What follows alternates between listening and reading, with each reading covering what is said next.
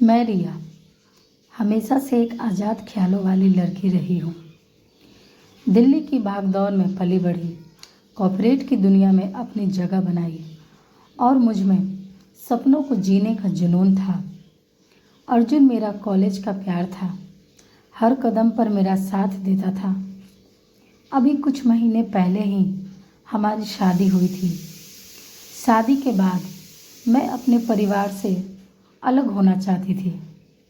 मुझे लगता था कि नई ज़िंदगी की शुरुआत के लिए थोड़ा स्पेस होना चाहिए। मेरे मम्मी पापा ने भी मेरा साथ दिया।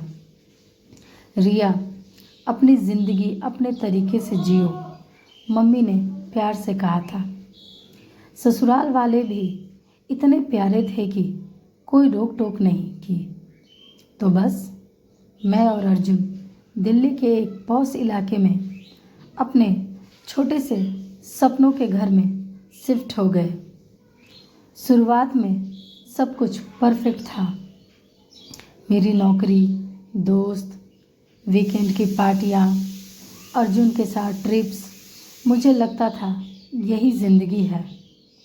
मम्मी पापा से फ़ोन पर बात हो जाती, लेकिन मैं मिलने से कतराती।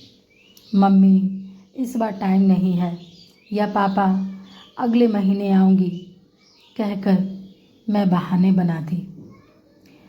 मुझे लगता परिवार तो हमेशा रहेगा, अभी तो अपनी ज़िंदगी जी लूँ। फिर एक दिन सब कुछ बदल गया। मुझे पता चला कि मैं प्रेग्नेंट हूँ। पहले तो मैं बहुत खुश हुई। अर्जुन और मैंने ढेर सारी बातें की, बच्चे का नाम, उसका कमरा, सब कुछ। लेकिन जैसे जैसे हफ्ते बीतने लगे, मेरे मन में एक अजीब सी बेचैनी बढ़ने लगी। डॉक्टर की सलाह, इंटरनेट पर ढेर सारी जानकारी और प्रेगनेंसी की किताबें, सब कुछ मुझे उलझा रहा था। अर्जुन मेरा पूरा ख्याल रखता, लेकिन फिर भी मुझे कुछ कमी सी लगती। एक रात जब नींद नहीं आ रही थी, मैंने मम्मी को फ़ोन किया। मेरी आवाज़ काँप रही थी। मम्मी, मुझे डर लग रहा है, क्या मैं अच्छी माँ बन पाऊँगी? मम्मी हंसी और बोली, रिया, ये डर तो हर माँ को लगता है। जब मैं तुम्हें पेट में लिए थी, मैं भी रात रात भर यही सोचती थी। फिर मम्मी ने मुझे पुरानी बातें सुनाई कि कैसे उन्होंने और पापा ने मेरे लिए रातें जागी, कैसे दादी ने उन्हें माँ बनने की सीख दी।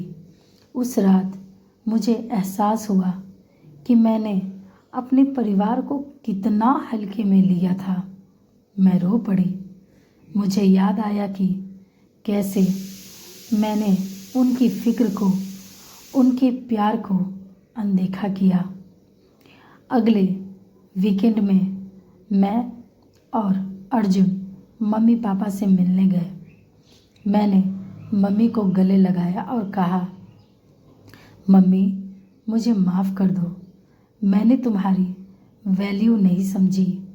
मम्मी ने चुप कराया और बोली, बेटी, परिवार कभी दूर नहीं होता।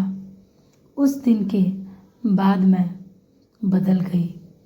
मैं नियमित रूप से मम्मी पापा से मिलने लगी, दादी से पुराने नुस्खे सीखे, पापा से बच्चों की परवरिश की बातें सुनी और सासू माँ के साथ खूब वक्त बिताया।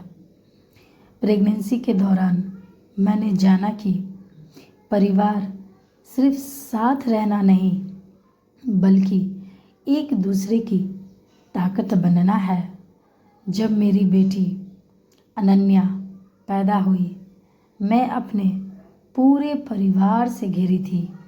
मम्मी ने अनन्या को गोद में लिया और कहा, रिया, यही परिवार की ताकत है। मैंने अपनी बेटी को देखा और मन में ठान लिया कि मैं उसे वही प्यार और साथ दूंगी जो मेरे परिवार ने मुझे दिया। अब जब मैं पीछे मुड़कर देखती हूँ तो लगता है कि ज़िंदगी ने मुझे सबसे ज़रूरी सबक सिखाया।